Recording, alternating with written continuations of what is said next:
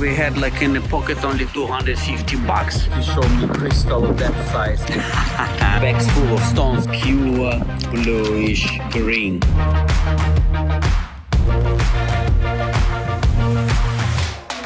Hey Vlad, hello. Let's talk about next ring today. Yes. And what is this? What is Look your at choice? this. My choice is green, like your eyes. Some. Right. Just make sure. Some people like green, some people like blue, some people like red. But somehow I believe the most popular color on the planet is green. Somehow it's related to the nature, it's related to the water, it's related to the plants, to the leaves of the grass, and I think it's just fabulous, refreshing, and color which give peace in your mind. You know, I've been having this stone. It's a 6-carat Tsavorite. I've been having this stone for, I guess, more than 20 years, right? And as you know, I buy all my Tsavorite only in Tanzania. There is a reason for that, and of course, there is a part of my luck that the first time when I came to Africa, it was Tanzania. It was 1995 when I decided to go Africa. In 1996, that's when I finally bought my ticket, and I came to Dar es Salaam with a $250 in my pocket. And we understand that the old gemstones not in Dar es Salaam, in a huge giant city, but we realized with my best friend in the time, Slavic, that all best stones in Tanzania are actually in Arusha. And Arusha is a gem trade community and gem trade center where the people trade in the gemstone from all over the Tanzania.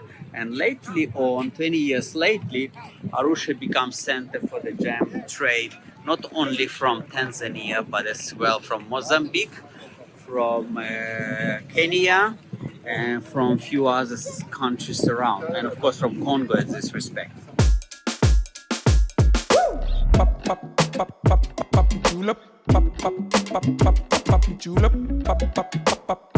So we just landed to Dar es Salaam, and we finally realized that it's a huge city and not really safe, and kind of was really scary to be inside. So we bought the first possible bus ticket, and here in the morning, like 4 o'clock, we sit on the bus and start riding from Dar es Salaam to Arusha. It took us almost 1 day with one small stop for lunch where we had a bit of French fries. And so when we arrived to Arusha was a tiny little village just in the slope of mighty Kilimanjaro mountain with a snow peak on the top in that time. And the beautiful greenery, giant avocado trees, and really like a few houses, few old houses, by the way, in the middle of Arusha. We realized that we didn't have much money, and we had like in the pocket only $250. But you know, who knows, because $250 sounds like a real money, a real deal, yeah? So one thing what I decide, we're gonna start our searching all around.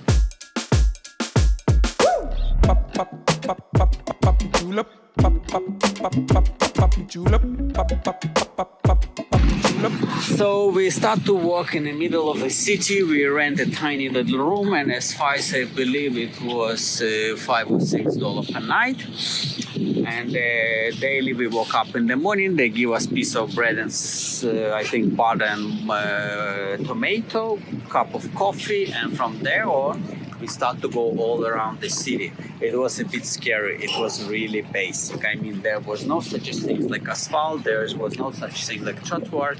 Everything was like really dirty. And then the first things what we found in the middle of Arusha, it was like a local fruit market. And we was taking a lot of photograph, of course, with, as far as I remember, Nikon FM2. And then I realized there was small tiny shops next to the market, and there is like one guy from I think from Lebanon probably. He had like a bags full of stones just next to tomato, and I was really shocked. So I feel like, wow, that's the thing. Yeah, we come in the right time. So we look at those bags, and as I told you in the previous story, there was like a tunduru material, plenty available in that time, 95, 96, 97, and it was mostly like zircon, spinels, some chrysoberyl, garnets, and so on. But that was not our aim, because we was heading for the big hunt. With $200 in the pocket, you want to get something really big. And the stones in these bags, it was 1 to 2 grams. Some of them was slightly bigger, but it was not such a important investment what we was looking for actually. So we were starting to look around, and just next to the market we found a huge building. And as far as I remember, it was called like an auto building. And that's where the main dealers were. A bunch of people. It was a lot of bushmen, like Maasai people, a lot of local guys who was like taking care of the cattle. And they was coming with pockets full of gemstones. They was finding like a rhodolite, some quartz, occasionally even some green garnet, but very tiny. And when we get to this building, we realized, wow, that's a place. And that's where the first time I met my dear friend and dear, I would say, teacher in terms of Garnet. His name is Mr. Kato. And Mr. Kato was living in Tanzania.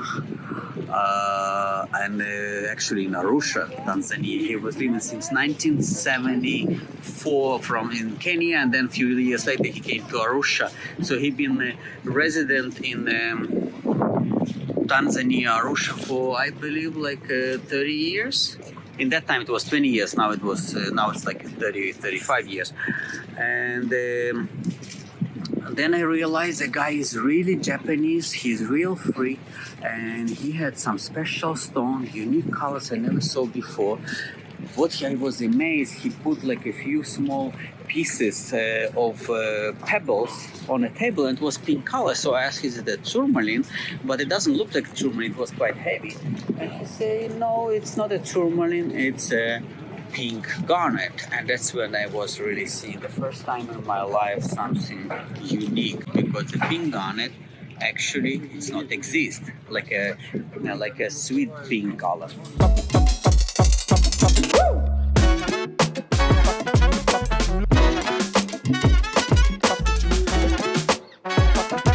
So I decided I want to buy that stone, but then when I asked the price, I understand my capital at that moment was not really established well enough to buy pink garnet. So what to say? But anyway, we become friends with him. I bought like a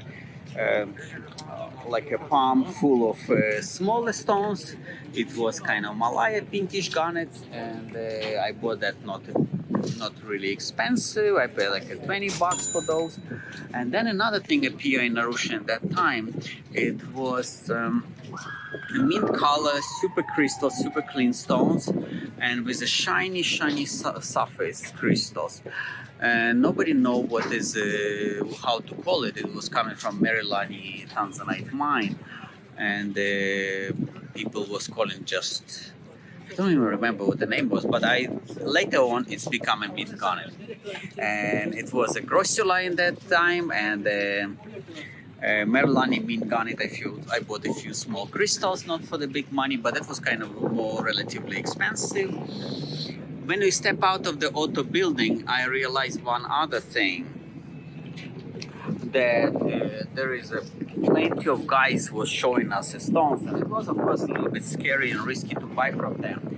But I had still like $150 left in my pocket, and I came to another few shops. We get to the restaurant, not the restaurant, but a little small hut where they serve a local food. So it was basically like a rice and a bit of beans. and we didn't eat chicken, so, and it was like, I think, a little bit of cucumber, so that was a lot. And then I realized next door to this little hut, the guy was selling some other equipment for the agriculture, and he has some stones. So when I get to the guy, he showed me crystal of that size of green garnet, Tsavorite, and it was really looking good. And I asked the price, and he said, you know, it's $150 deal. And I negotiated for a bit, and I bought it for $130. That was a good stone. That's a good bargain. Right. So lesson on my trip to Africa to Arusha was with 150 or 200 bucks in a pocket, and that time it was a good opportunity to buy a rare and precious real solid stone. I mean, like rare in terms of garnet, and I did it, and I managed to buy a stone.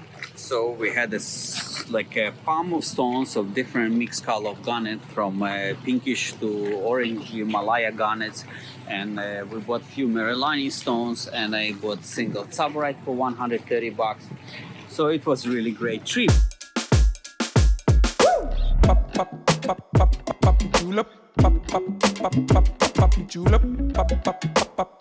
After that, we just went for our walking exercise and walking all around the hills and taking a lot of photographs. Of course, we was shy in that time. I didn't come close to the people, and people were not really taking it easy to take picture of them, like local people. And on the same trip, we met a few other interesting guys who lately I managed to make quite a nice business with them. And so that's a place where I bought this stone. I didn't buy that stone my first visit, but my first visit gave me opportunity to meet Mr. Kato, Japanese guy, who became my main supplier for the gemstone from Tanzania, from Arusha. And lately on, whenever a good stone was coming up in Arusha market, he was sending me a fax in that time. And Fax? he wrote, Mr. Yavorskyy, we get a green garnet of that size, and the price, it's how many grams, like 2, 3, 4 grams, and the price is equal to this amount of money. Are you interested or not? And usually I send him back a fax that I approve, and I want to buy that stone. And it was going for a few years with the facsimile machines. It was very interesting, very cute, and it was not really practical because I was traveling a lot in our office at that time. It was New York, and our main fax machine was only in New York. So it took me a while to get information from my office, what proposal we get, especially when I travel in India or somewhere in the hearts of Sri Lanka, and to know that what kind of stone Mr. Kato got. But luckily, a few years later, we get the internet, and Mr. Kato sit on it, and he started to write me emails with propositions. So I believe in 2000 or 2001, Mr. Kato proposed me like a emerald green, like a bluish green Tsavorite. That's what he prized the most. He explained me that the best Tsavorite, it should be not yellowish green, it should be pure bluish green.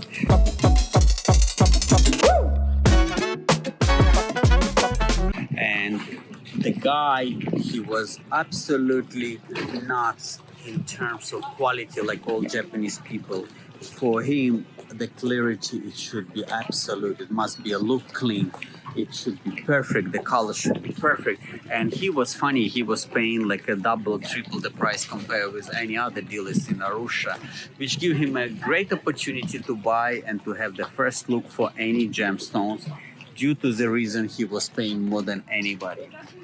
And I said you in previous, in sapphire section, that I told the story about my blue sapphire, and I told, to me, gemstones, it's not only the gemstones which I wear, it's not what the stone, the quality, and and the beauty of the stone, but to me it's a memory of the people who I get the stone. It's all about the people. So anything related to me, to Africa, to Tanzania, Eastern Africa, and we done so well there in terms of quality, in terms of rarity, rare stones. I think I really have to say thank you very much, Mr. Kato, who is a resident right now in Japan. He had some health issue after 40 years living in Tanzania, and he moved back to Japan. Since that time, I didn't have, since 2015, I don't have any more my source for the interesting stones, but somehow it's happened that the supply of gemstones and garnets and spinners in Tanzania really dry out by that time. So this stone I get by probably 2000, 2001. I get email from Mr. Kato. He said, this is the most beautiful color here we saw. You will cut probably 7 or 8 carat stone out of it. And the price was ridiculously high in that moment. But anyway, I decided to buy it because he said you can get a cushion. He estimates 7 to 8 carat. I cut 6 carat because my cut somehow it's really have to be perfect in every direction. So I'm sorry, this is 6 carat. Yeah, it's a 6 carat. But gem. it looks big. It's look really actually huge. right. It look actually 7 to 8 carat. Yeah, your cut is good. Thank you very much. And don't forget one interesting thing. Tsavorite, it's a green garnet and it's different to emerald. And the reason why it's different, it has a very high dispersion and it has very strong luster, which is equal to some precious like metallic luster of diamonds and so on. Emerald though had a neon to it, you know, and emeralds never that big to be absolutely clean. Like this stone is a look clean. Though gravity of emerald is much smaller than the garnet. Lower, yeah. So emerald 6 carat it probably will be like a 30-40% bigger than garnet. Pop, pop, pop, pop, pop, julep. Pop, pop, pop, pop, pop, julep. Pop, pop, pop, pop, pop, julep. Pop, pop, pop, pop, pop. You know, guys, I want to say one thing. Unfortunately, on our planet, there is not so many green stones. I'm talking about green stones like emerald, green garnet. There is a chrome diopside. There is a tourmaline. There is few other variety stones, but the pure green color, like as green as a leaves of a tree, it probably will be only 2 options, 3 actually to me. It's emerald, it's Tsavorite, and it's a chrome tourmaline. So that's a 3 variety, which is a pure in the color, and it has a perfect, in my opinion, like a most beautiful green gemstone on the planet. So therefore, I believe Tsavorite compared with the emerald is more durable due to the fact that my Tsavorite, they're clean. Most of the emeralds, unfortunately, they never clean, with a very few exceptions. Tsavorite, it's durable, it's beautiful, it's mined in 2 places in the world, like on really commercial ways, Tanzania and Kenya. So therefore, it's probably one of the rarest gemstones on the planet. In terms of investment, in terms of thinking to have something rare, like what nobody has.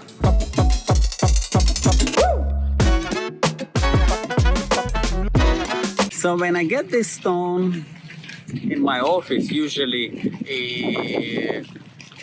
between buying stone and getting to my office, it was take like 3 to 6 months, and the reason we collect the bigger parcel in order to ship all together. So I was really very much thirsty to see my gemstone, and 3 months later when I saw this stone, I was really amazed with the clarity and color. So we cut this stone, we put on the wheel, and then I realized how precious and how gorgeous the stone. So when I put on my finger, I realized, yeah, that should be there.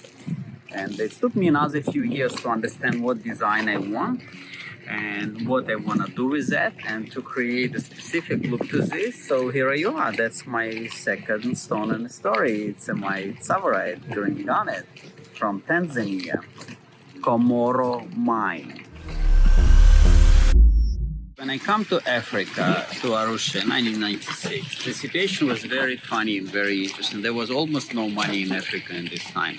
So the value of the money was very, very strong. It was a good opportunity to buy good stones. There was a lot of stones available. There was a few buyers. In that time, we had a really, like in the whole East Africa, just several buyers from all around the world. It was really a great, great opportunity. So I'm really thankful that I started to make a gem business so early. So I had my opportunity to buy stones when they was available and when the Mother Nature was generous and the people were selling stones. These beautiful stones, not for such crazy prices than what we have now.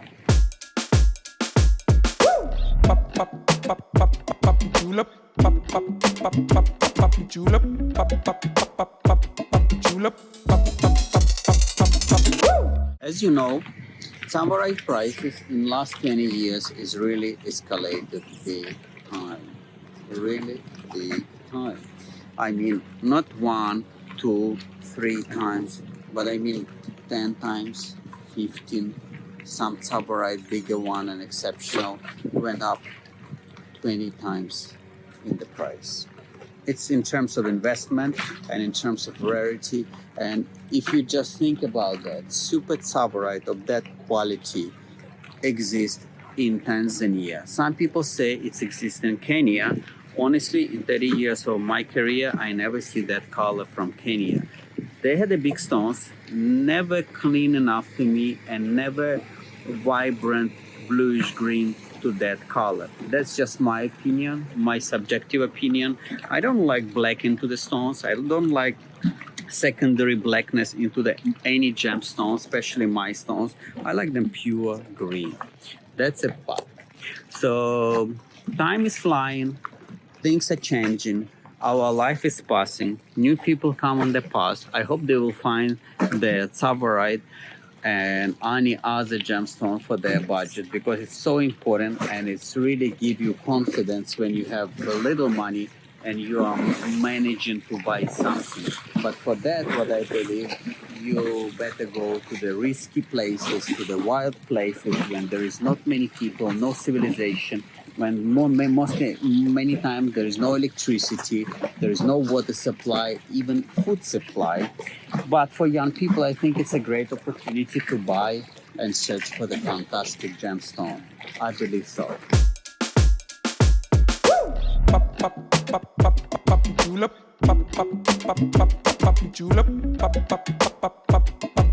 Okay, my question is that you've been wearing this Tsavorite for 10 years. For 10 years already, every day. I'm the witness of that. And you really don't take it off, only at night.